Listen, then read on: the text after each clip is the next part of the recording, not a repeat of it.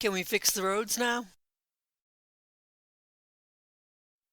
The interstate system added millions of miles of paved roads and reshaped the American landscape.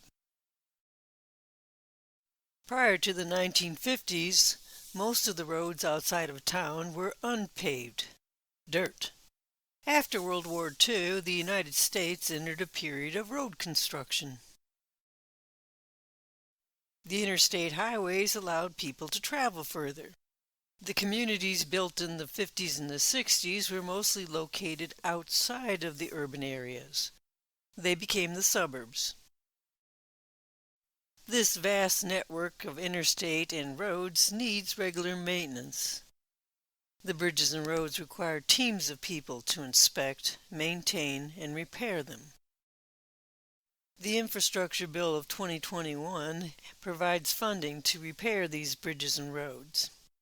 We can use Smartsheet to manage that data, the people, the projects, and the deadlines.